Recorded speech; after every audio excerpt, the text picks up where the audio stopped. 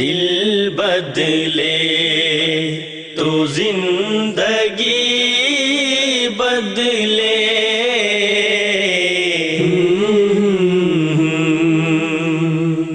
بسم اللہ الرحمن الرحیم. السلام علیکم ورحمۃ اللہ وبرکاتہ. آج میں فائزہ خان آپ کے سامنے موجود ہوں. ہمارے اسلاف کا یہ طریقہ کار رہا ہے کہ علم کے حصول کے لیے اور سیکھنے کے لیے اساتذہ کی مجالس میں شرکت اختیار کرتے رہے ہیں. ہم میں سے ہر کوئی دل کی تبدیلی کا خواہاں ہے. دل کی تبدیلی آخر کیسے ممکن ہوتی ہے؟ اسی چیز کو جاننے کے لیے الحمدللہ آج ہم استاذہ نگہت ہاشمی کی مجلس میں حاضر ہوئے ہیں. ہم سب ساتھی مل کر ان سے اس عمل کے بارے میں سیکھیں گے اور یہ مجالس ہم سب کو ہی فائدہ دیں گی. ہم اللہ رب العزت سے دعا کرتے ہیں کہ اللہ رب العزت ہمیں وہ طریقے سکھا دیں کہ ہم اپنی لائف کی کوالٹی کو بہتر کر سکیں اور اپنے رب کی رضا کو حاصل کر سکیں. ہم آپ سے جاننا چاہتے ہیں استاذہ کہ دل کی تبدیلی کیا ہے، یہ عمل کیسے ہوتا ہے؟ الحمدللہ، شکر ہے اس ذات کا کہ جو دلوں کے اندر یہ خواہش، یہ رغبت، یہ احساس جگاتا ہے جس کی وجہ سے انسان اپنی زندگی کو بدلنا چاہتے ہیں. تبدیلی پازیٹیو ہو، مثبت ہو تو اس کی وجہ سے اس زندگی کی کوالٹی بھی بہتر ہوتی ہے اور رب العزت بھی راضی ہو جاتے ہیں. زندگی میں تبدیلی کیسے آتی ہے؟ ایک خیال، ایک سوچ انسان کی زندگی پہ اثر انداز ہو جاتی ہے. خیال آتا باہر سے ہے، لیکن خیال اگر بار بار آئے اس کی وجہ سے وہ خیال انسان کے ذہن میں گھومتا ہے. اگر خیال نیگیٹو ہو، یہ خیال شیطان کی طرف سے ہوتا ہے، زندگی میں مثبت تبدیلی کی بجائے منفی تبدیلی آتی ہے. اور اگر یہ خیال مثبت ہو، اللہ تعالیٰ کی طرف بلانے والوں کی جانب سے ہو، تو یہی خیال انسان کے اندر جب گھومتا ہے، انسان اسے سوچتا ہے، آہستہ آہستہ اس کے حافظے کے ساتھ یہی خیال چپک جاتا ہے. جب یہ حافظے کے ساتھ چپکتا ہے تو یہی خیال انسان کی فکر بن جاتا ہے. یہیں سے ارادے جنم لیتے ہیں. انسان کو یوں لگتا ہے کہ یہ خیال دراصل باہر سے نہیں ہے، یہی میرے دل کی بات ہے.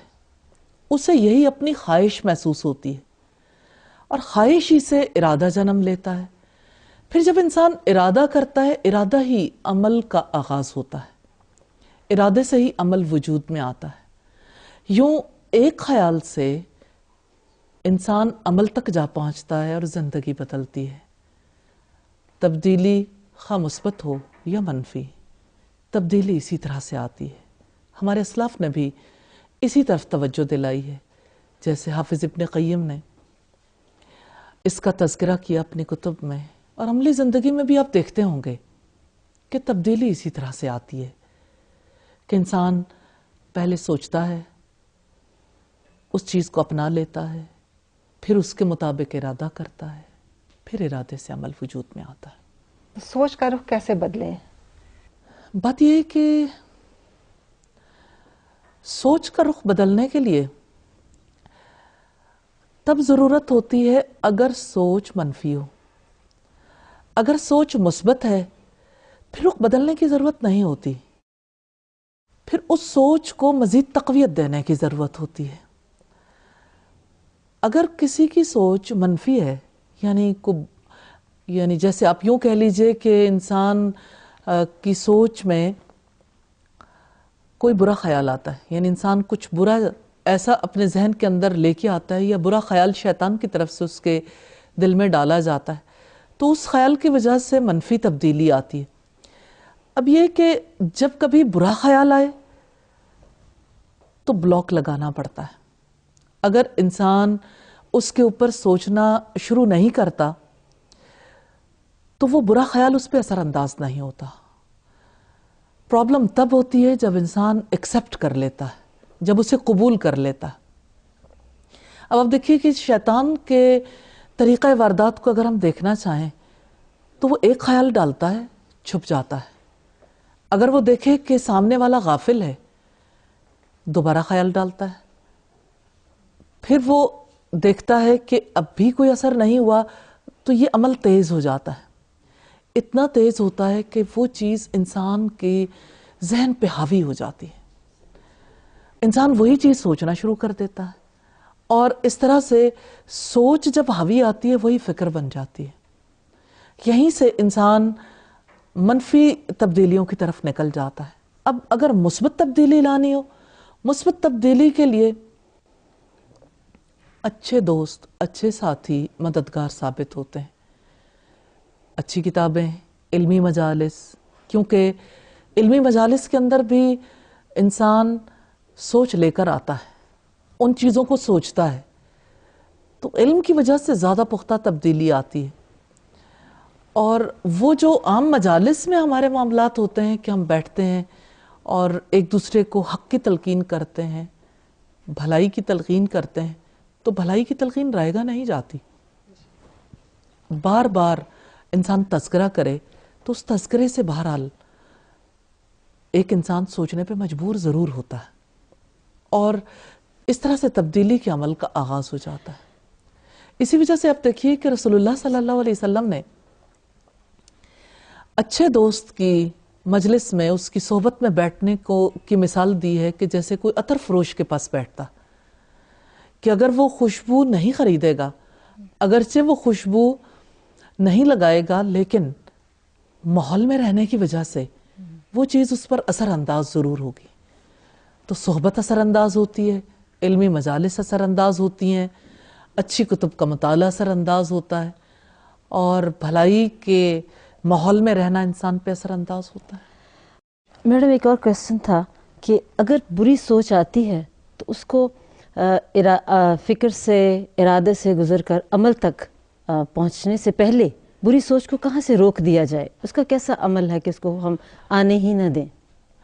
بڑی گہری، بڑی نفع مند بات ہے جو رب تعالیٰ نے اپنی کتاب میں ارشاد فرمائی، وَإِمَّا يَنزَغَنَّكَ مِنَ الشَّيْطَانِ نَزْغٌ فَاسْتَعِذْ بِاللَّهِ۔ اگر شیطان کی جانب سے آپ کو اکساہٹ محسوس ہو تو اللہ کی پناہ مانگ لو، کیونکہ بندے کے بس میں نہیں ہے۔ بندے کے بس میں یہی ہے کہ وہ اس سوچ پہ پہرا بٹھا دے، سوچے نہیں۔ مشکل بہت ہوتی ہے، لیکن جب انسان اللہ تعالیٰ کی پناہ مانگتا ہے، اعوذ باللہ من الشیطان الرجیم، بہت زیادہ انسان کے لیے نفع مند ہے، کیونکہ اللہ تعالیٰ پناہ دیتے ہیں۔ کون ہے جو اس کے سوا پناہ دے سکتا ہو؟ اور وہ پناہ دے تو کیسے کہ شیطان کا ڈالا ہوا خیال انسان پر اثر انداز ہو سکتا ہو؟ تو اللہ تعالیٰ کی پناہ میں آنا چاہیے اور بلاک لگانے چاہیے، یعنی سوچ کو ذہن میں آنے نہیں دینا چاہیے۔ یہ تو آپ کو بعد میں پتہ چلتا ہے کہ یہ سوچ مثبت ہے یا منفی ہے۔ سم ٹائم ہم سمجھتے ہیں کہ ہم حق پر ہیں اور ہم منفی سوچوں کو حق سمجھ رہے ہوتے ہیں، تو وہ کون سے اعمال پہلے اختیار کیے جائیں؟ ایسی زندگی میں کیا چیزیں شامل ہوں جس سے ہمارے اندر یہ الارمنگ سسٹم اتنا اسٹرانگ ہو جو ہمیں بتا سکے کہ ہم منفی سوچ رہے ہیں یا مثبت سوچ رہے ہیں؟ بات یہ فائزہ کہ جہاں تک اس بات کا تعلق ہے کہ انسان اپنے آپ کو غلط سوچوں پر بھی حق پر سمجھتا ہے تو کوئی شک نہیں، جب حق واضح نہیں ہوتا تو یہ معاملہ بہت زیادہ ہوتا ہے۔ جب حق واضح ہونا شروع ہوتا ہے، ایون اس وقت بھی انسان کے اوپر بہت سارا ایسا وقت آتا ہے کہ جب وہ اپنے آپ کو حق پہ سمجھ رہا ہوتا ہے جبکہ وہ حق پہ نہیں ہوتا۔ اس کے لیے سمجھنے کی ضرورت ہے کہ اللہ تعالیٰ کی طرف سے ہماری کہاں کہاں مدد کی گئی۔ سورہ شمس میں رب العزت فرماتے ہیں فَأَلْهَمَهَا فُجُورَهَا وَتَقْوَاهَا۔ وہ رب ہے، وہ کریم ہے جس نے انسان پر اس کا فجور اور اس کا تقوی، اس کی نیکی اور بدی فطری طور پر الہام کر دی ہے۔ اللہ تعالیٰ نے انسان کی رہنمائی کے لیے جو سسٹم بنایا ہے اسے اندر سے جو سپورٹنگ فیکٹرز دیے ہیں اسے عقل دی ہے. پھر دوسری طرف اگر ہم دیکھتے ہیں تو یہ نیکی اور بدی کا شعور ہے. پھر باہر کے جو مددگار ہیں اللہ تعالیٰ نے ہر دور میں انبیاء بھیجے, ہر دور میں کتابیں بھیجیں, اور کتابوں کے توسط سے اور رسولوں کے توسط سے ایک تبدیلی آتی رہی. لیکن آپ بھی جانتے ہیں کہ رسولوں کی بات کو سبھی نے قبول نہیں کیا. کچھ لوگ اگر قبول کرنے والے تھے تو زیادہ تر افراد انکار کرنے والے تھے, کیونکہ بات ان کی سمجھ میں نہیں آتی تھی. لیکن اس سلسلے کو انہوں نے جاری رکھا. اب رسولوں کے جانے کے بعد یہ ذمہ داری علماء کی بھی ہے, اور اس پوری امت کو مکلف بنایا گیا کہ پوری امت ہی تواصو بالحق یعنی حق کی نصیحت بھی کرے گی اور صبر کی نصیحت بھی کرے گی. کیونکہ تبدیلی اسی صورت میں آتی ہے جب صرف ایک انسان اپنی جنگ نہ لڑ رہا ہو بلکہ ماحول بھی مددگار ہو. تو اللہ رب العزت کی طرف سے جو رہنمائی ہے, جو ہم پر رحمت کی گئی, وہ یہ کہ ہمارے اندر ایک الارمنگ سسٹم رکھا گیا, اور اس کی طرف محمد صلی اللہ علیہ وسلم نے توجہ دلائی ہے. جیسے ایک شخص نے آپ سے آ کے کہا کہ گناہ کیا ہے, تو آپ نے اس کے جواب میں فرمایا ما حق فی صدرک, جو تیرے سینے میں کھٹک جائے. ایک اور موقع پر آپ نے فرمایا کہ جس کو آپ لوگوں کے سامنے کرنے سے گریز کرو اور تنہائی میں کر جاؤ. تو یہ جو سینے کی کھٹک ہے نا, یہ الارمنگ سسٹم ہے. آپ نے بات کی کہ الارمنگ سسٹم کو کیسے ایکٹیویٹ رکھا جائے, کیونکہ الارمنگ سسٹم اگر زنگ آلود ہو جائے تو بر وقت پتہ نہیں چلتا کہ خیال منفی ہے یا مثبت ہے, یا ہم بہک رہے ہیں یا سیدھے راستے پہ چل رہے ہیں. اور اگر یہ الارمنگ سسٹم بالکل ایکوریٹلی کام کر رہا ہو تو بر وقت ایسے اطلاع ملتی ہے جیسے آگ لگ جانے کی اطلاع اس کے الارم سے ملتی ہے, یا اسی طرح سے دوسرے سسٹمز جو ہیں وہ لگائے جاتے ہیں اپنے اپنے مقصد کے لیے. تو انسان کے اندر کا سسٹم ہے یہ الارمنگ سسٹم ہے. اس الارمنگ سسٹم کے لیے اللہ تعالیٰ نے جو طریقہ کار رکھا ہے وہ یہ کہ یعنی بچپن ہی سے والدین رہنمائی کریں, اساتذہ رہنمائی کریں, اور نیکی کو اندر پروان چڑھانے کی کوشش کی جائے. اور یہ کہ جب نیکی کو پروان چڑھانے کی کوشش کی جاتی ہے تب بھی کوئی یہ نہیں کہہ سکتا کہ نیکی ہی پروان چڑھے گی, کیونکہ ہدایت تو اللہ کے ہاتھ میں ہے. لیکن کوشش کا اجر ضرور ملتا ہے. اپنے ماحول کو بہتر بنانے کے ہم پابند ہیں, اور اچھے ماحول میں رہنا. پھر بات وہی آتی ہے, الارمنگ سسٹم تبھی ایکٹیویٹ رہتا ہے جب انسان اچھے صحبت اختیار کرے, اچھے لوگوں کے درمیان رہے, برے لوگوں کی صحبت سے کنارہ کشی اختیار کرے. پھر علم انسان کے لیے ہیلپ فل ہوتا ہے. پھر اسی طرح سے انفارملی بھلائی کو سیکھنے کی جو طلب ہے, خواہش ہے, یہ چیز بھی انسان کے لیے بہت زیادہ مددگار ہوتی ہے. اور الارمنگ سسٹم تب بہت زیادہ ایکٹیویٹ رہتا ہے جب آگے بڑھ کر انسان اس کے لیے یعنی خیر کی بات کو پھیلانے کے لیے اپنا حصہ ڈالنا شروع کر دیتا ہے. اس وقت اس کا الارمنگ سسٹم زیادہ تیزی سے کام کرتا ہے. تو یہ اپنا حصہ ڈالنے کے لیے پھر ہم کیا کریں, اس کے لیے کیا طریقہ اختیار کریں؟ حصہ تو تب انسان ڈالتا ہے جب انسان کے پاس علم ہو, جب انسان خود عمل کرنے کا خواہاں ہو, تبدیلی لانے کا خواہاں ہو. پھر انسان دوسروں تک اس بات کو پہنچائے جہاں کہیں بھی ہو. بس آپ یوں سمجھ لیجئے سادہ طور پر حصہ ڈالنے کا طریقہ تو یہ ہے کہ انسان خیر کو دیکھے تو بشارت دے, اور اگر برائی کو دیکھے تو برائی سے روکے. نیکی کا حکم دینا اور برائی سے روکنا, یہی حصہ ڈالنے کی بات ہے. میڈم, انسان ارادہ کرتا ہے لیکن ارادے کے بعد عمل میں وہ کیسے تبدیل ہو ارادہ, کہ اچھا ارادہ کیا ہے لیکن وہ عمل میں کیسے تبدیل ہو؟ پھر ارادے کے بعد باری ہی عمل کی آتی ہے. آپ نے ارادہ کیا, رب العزت کا فرمان ہے فَإِذَا عَزَمْتَ فَتَوَكَّلْ عَلَى اللَّهِ, جب آپ پختہ ارادہ کر لو تو اپنے رب پر توکل کرو. اور یہ توکل, یہ اعتماد انسان کے لیے دولت ہے, کیونکہ انسان توکل کرتا ہے, اس توکل کے نتیجے میں اللہ تعالیٰ کی رحمت ہوتی ہے. اور رب العزت نے فرمایا وَمَن يَتَوَكَّلْ عَلَى اللَّهِ فَهُوَ حَسْبُهُ، جو اللہ تعالیٰ پر توکل کرتا ہے اللہ تعالیٰ اس کے لیے کافی ہو جاتا ہے۔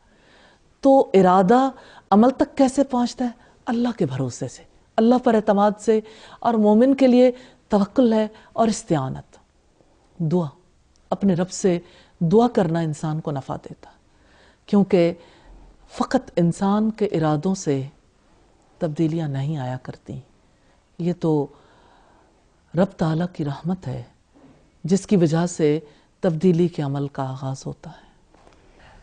جیسے ابھی آپ نے بتایا کہ اچھے لوگوں کی صحبت اختیار کریں، تو ہم کیسے پہچانیں کہ کون اچھا ہے اور کون برا ہے، کس کے خیالات اچھے ہیں کس کے برے ہیں؟ تو ہمارے لیے بہت مشکل ہو جاتا ہے۔ بات یہ ہے کہ اچھے اور برے کا سٹینڈرڈ عام طور پر یہ سمجھا جاتا ہے کہ دل ہے، جو دل کو اچھا لگے وہ اچھا ہے اور جو دل کو برا لگے وہ برا ہے۔ اچھائی اور برائی کا سٹینڈرڈ ایک ہے۔ نبی صلی اللہ علیہ وسلم نے فرمایا میں تم میں دو چیزیں چھوڑے جا رہا ہوں، ایک اللہ کی کتاب اور دوسرے اپنی سنت، اگر اس کو مضبوطی سے تھامے رہو گے کبھی گمراہ نہیں ہوگے۔ تو سٹینڈرڈ تو یہی ہے، جس کو اللہ کی کتاب اچھا کہتی ہے اچھائی وہی ہے، نیکی وہی ہے، اور جس کو وہ کتاب برا کہتی ہے برائی وہی ہے۔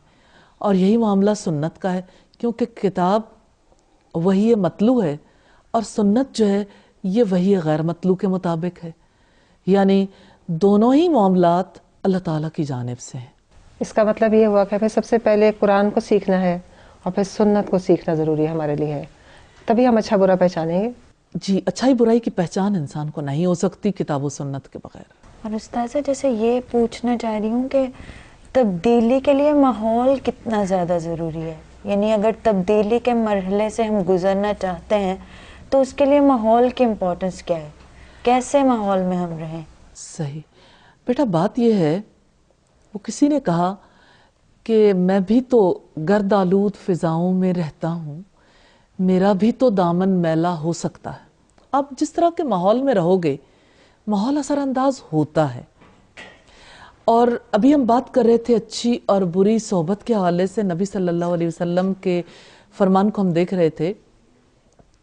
آپ نے بری صحبت کی مثال دی جیسے بھٹی جھونکنے والے کی مثال ہے، کہ کوئی بھٹی جھونکنے والے سے نہ دھواں لینا چاہتا ہے نہ چنگاریاں، لیکن پاس بیٹھے گا تو چنگاری کپڑے جلا بھی سکتی ہے اور دھواں لباس کو سیاہ بھی کر سکتا ہے۔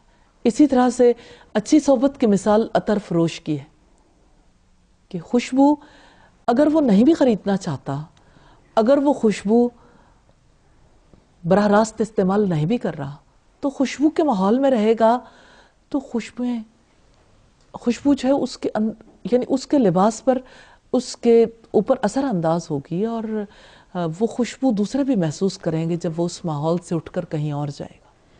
تو ماحول اثر انداز ہوتا ہے، جس ماحول میں آپ رہتے ہیں اس ماحول کے اثرات سے آپ بچ نہیں سکتے۔ اس وجہ سے اپنے لیے اچھے ماحول کا انتخاب کرنا بہت زیادہ ضروری۔ اور اب یہ دیکھیے کہ اچھا ماحول کہاں سے لے کے آئیں، یعنی بات یہ ہے کہ اچھا ماحول کہاں سے نصیب ہو۔ دیکھیں، دو راستے ہیں، تلاش فائدہ دیتی ہے اور دنیا سے بھلائی اٹھ نہیں گئی، بھلے لوگ مل جاتے ہیں، تلاش کرنے کی ضرورت ہے۔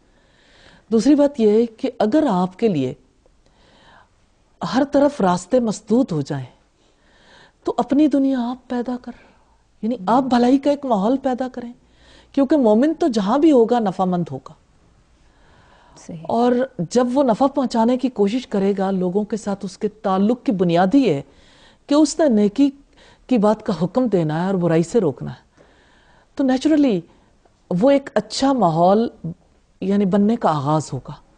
تو جب اچھا ماحول بنے گا تو اس سے لوگ نفع اٹھائیں گے اور خود بھی انسان نفع اٹھاتا ہے۔ جس طرح سے انسان کا عمل میں پیوریفیکیشن آتی چلی جاتی ہے، سوچ میں مثبت تبدیلی آتی چلی جاتی ہے، نفس کے بھی کوئی ایسے لیول ہیں کہ ہمیں پتہ چلتا ہے کہ اب ہم اپنے آپ کو ایویلویٹ کر سکتے ہیں کہ ہمارا نفس کیسا ہے، وہ کس لیول پر ہے، ہماری تبدیلی کچھ ایسی چیزیں، کیا ہمیں اس بارے میں کوئی رہنمائی ملتی ہے؟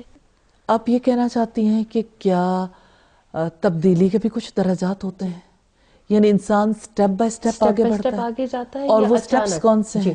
جی، بات یہ ہے کہ تبدیلی بھی اچانک نہیں آ جاتی کہ انسان رات کو سوئے اور وہ یعنی برائی کی حالت میں سوئے اور نیت کر کے سوئے کہ اب اچھا بننا ہے تو صبح سویرے وہ خالص مومن ہو، ایسا نہیں ہوتا۔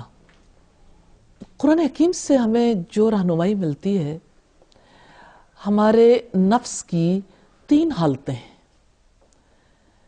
پہلی حالت ایسی ہے جو سرکشی کی حالت ہے، ایسے نفس کو نفس سے امارہ کہا جاتا ہے، یعنی سرکش نفس جو برائی کا حکم دیتا۔ انسان اگر اسی سرکشی کی حالت میں رہے تو یہ سرکشی بڑھتے بڑھتے انسان کو کہاں تک پہنچا دیتی ہے، جیسے نمرود ایک مقام پر پہنچا، جیسے فرعون ایک مقام پر پہنچا، جیسے ابلیس ایک مقام پر تھا۔ لیکن واپس پلٹنا چاہیں تو پلٹتے ہوئے آپ محمد صلی اللہ علیہ وسلم کے دور کے افراد کو دیکھیے، کیسے اس دور میں تبدیلی آئی تھی کہ وہ لوگ جو سرکش تھے کس طرح سے تبدیلیوں کو قبول کرنے کے بعد آہستہ آہستہ آہستہ آہستہ اپنی اصلاح کرنے کے قابل ہوئے۔ تو یہ پہلا درجہ سرکشی کا ہے، جس میں انسان شیطان کے ہاتھوں اغوا بھی ہوتا ہے۔ اس کے دل کی حالت یہ ہوتی ہے کہ دل کے اندر کینہ ہے، بغض ہے۔ پھر اگر مالی اعتبار سے دیکھا جائے تو بخل ہے، اگر باقی اعتبار سے دیکھا جائے تو ساری برائیوں کا سرچشمہ بن جاتا ہے انسان کا نفس۔ اندر سے بھی برائی ہے اور باہر بھی اس سے برائی کا اظہار ہوتا ہے، نہ دل بچتا ہے، نہ زبان بچتی ہے، نہ اعضاء بچتے ہیں۔ لیکن جو انسان اس کے لیے ایفرٹ شروع کر دیتا ہے، اس ایفرٹ کے شروع کرنے پر آپ یوں سمجھ لیجئے کہ فرض کریں کہ کوئی اپنی زندگی سے جھوٹ کو نکالنا چاہتا ہے، تو اگر وہ 100% بھی جھوٹ بولتا ہے، 4% چھوڑتا ہے تو 96% پہ آئے تو اس کو تو یوں ہی لگے گا کہ کوئی تبدیلی نہیں آئی، لیکن تبدیلی کے عمل کا آغاز ہو گیا۔ اب 96% سے آپ بلو جا رہے ہیں تو نیچے جاتے جاتے آپ 50% پر آ گئے، تب بھی آپ کو تکلیف ہوتی ہے، پھر آپ 40% پہ آئے، لیکن پیوریفیکیشن کا ایک عمل شروع ہو گیا۔ اسی طرح سے دوسری سٹیج نفس لوامہ کی ہے۔ یہ وہ عمل ہے کہ جب آپ برائی چھوڑ رہے ہو اور بھلائی کی طرف بڑھ رہے ہو، لیکن برائیاں ہو جاتی ہیں۔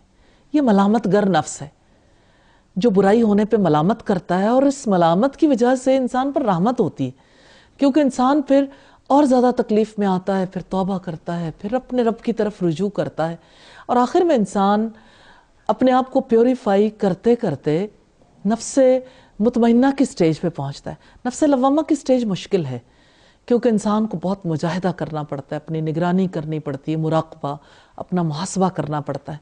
پھر جب وہ نفس مطمئنہ کی، یہ تیسرا آخری درجہ ہے، جب اس سٹیج تک جانے کی وہ کوشش کرتا ہے تو اس کے لیے اللہ تعالیٰ نے اعمال مقرر کیے ہیں، جیسے کچھ زبان کے اعمال ہیں، ذکر ہے، دعا ہے، اور اسی طرح سے اچھے کلمات ہیں جن کی ادائیگی سے انسان اور زیادہ آگے جاتا ہے۔ اسی طرح سے کچھ اعمال انسان کے دل کے ہیں اور کچھ اعمال انسان کے اعضاء کے ہیں۔ تو یہ ہائیسٹ سٹیج ہے، جس کے بعد یعنی آگے کا، یعنی اس سٹیج پر بھی کوشش تو مستقل جاری رہتی ہے، لیکن مطلوب یہی ہے، اور اسی کے بارے میں قرآن حکیم میں آتا ہے، یا ایتھا النفس المطمئنہ ارجعی الی ربک راضیۃ مرضیہ، کہ اے اطمینان والی جان لوٹ چلو اپنے رب کی طرف، تو اس سے راضی، وہ تجھ سے راضی۔ تو اصل مقام یہی ہے۔ میڈم، نفس لوامہ سے نفس مطمئنہ تک کا جو سفر ہے، کہ ہم کیا ایسا عمل کریں کہ نفس مطمئنہ ہم جلدی اختیار کر سکیں، پہنچ سکیں نفس مطمئنہ تک؟ توبہ، استغفار، توبہ، استغفار، صحیح، اور استعانت، اللہ سے مدد طلب کرنا، صحیح، مستقل اللہ کے دامن کو تھام لینا، اور مسلسل سٹرگل، ہارنا نہیں، اللہ پر بھروسہ کرنا، توکل ہے انسان کے لیے بہت مددگار، پھر صبر ہے، ثبات، استقامت۔ جزاک اللہ استاذہ، آج جس طرح ہمیں عمل کی تبدیلی کے لیے فکر کی تبدیلی، اور سب سے پہلے سوچ، کہاں سے ہماری سوچ خراب ہوتی ہے ہمیں پتہ ہی نہیں چلتا کہ کس طرح مثبت اور منفی سوچ ہمیں چلتے چلتے چلتے ہمارے عمل کو کس طرح سے بگاڑ دیتی ہے۔ ہمیں یہ جاننے کا موقع ملا، اور نفس امارہ، نفس لمامہ اور نفس مطمئنہ کے سٹیجز کے بارے میں جس طرح آپ نے ہمیں گائیڈ کیا، ہم سب اللہ سے دعا گو ہیں کہ اللہ تعالی ہمیں نفس مطمئنہ تک لے جائے، اور ہم ان مجالس سے، ابھی تو یہ تبدیلی کا آغاز ہے، اس آغاز کو جیسے ہم نے سمجھا ہے، انشاءاللہ ہم آنے والے دنوں میں اور آنے والی مجالس میں بھی آپ سے ایسے ہی مستفید ہوتے رہیں۔ جزاک اللہ استاذہ۔ انشاءاللہ ہم پھر اگلی نشست میں مل بیٹھیں گے اور آگے کی چیزوں کے بارے میں استاذہ سے جانیں گے۔ جب تک السلام علیکم ورحمۃ اللہ وبرکاتہ۔ ذہن جاگے تو سوچ بھی بدلے،